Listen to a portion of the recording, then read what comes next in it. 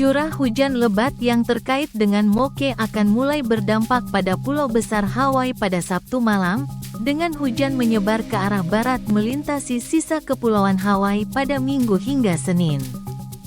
Curah hujan ini dapat menyebabkan banjir dan tanah longsor yang mengancam jiwa di sisi timur dan tenggara pulau besar, terutama di Medan yang curam dan di daerah yang baru-baru ini terkena dampak lala.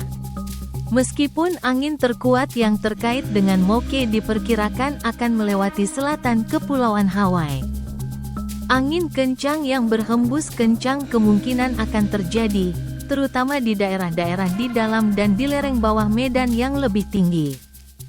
Gelombang yang dihasilkan oleh badai dapat menyebabkan kondisi ombak dan arus deras yang mengancam jiwa pada akhir pekan ini dan awal minggu depan di pantai timur dan selatan Kepulauan Hawaii yang terbuka. Moke tidak banyak berubah dalam hal strukturnya selama beberapa jam terakhir. Pergeseran angin vertikal barat daya yang moderat terus memberikan sedikit kemiringan ke utara pada pusaran, seperti yang ditunjukkan oleh data radar Doppler Echo. Dengan sebagian besar konveksi dalam bergeser ke utara dari pusat sirkulasi tingkat rendah. Data dari pesawat NOAA dan Air Force Reserve Hurricane Hunter mendukung intensitas awal 45 mil per jam, 40 knot, dan tekanan pusat minimum 999 B. Berdasarkan pengamatan ini dan presentasi satelit secara keseluruhan, intensitas awal dipertahankan pada 45 mil per jam, 40 knot. Untuk peringatan ini, Moke bergerak ke arah barat-barat laut, atau 295 per 10 knot.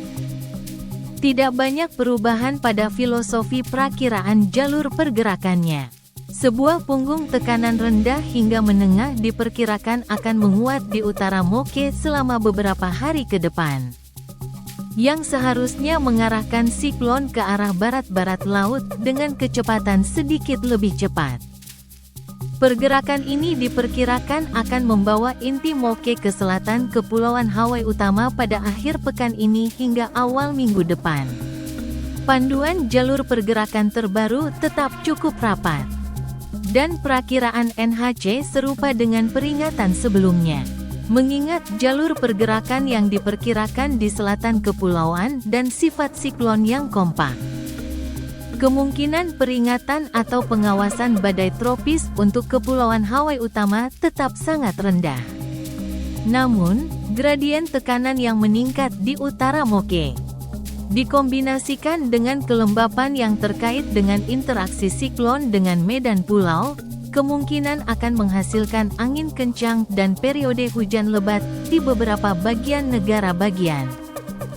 Dampak ini dapat diperparah oleh kondisi sebelumnya dari lala akhir pekan lalu, terutama di daerah di mana tanah tetap jenuh. Penguatan tambahan mungkin terjadi selama 1 atau 2 hari ke depan sementara Moke tetap berada dalam kondisi lingkungan yang umumnya menguntungkan. Setelah itu, udara kering di lapisan tengah diperkirakan akan semakin masuk ke dalam sirkulasi sementara geser angin vertikal meningkat pada akhir pekan ini hingga awal minggu depan.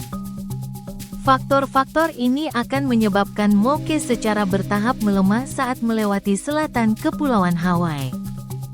Perakiraan intensitas NHC terbaru serupa dengan peringatan sebelumnya dan tetap berada di dekat batas atas kisaran panduan. Peramal Gibbs, pemberitahuan nomor 7. Informasi disediakan oleh Pusat Badai Pasifik Tengah, CPHC.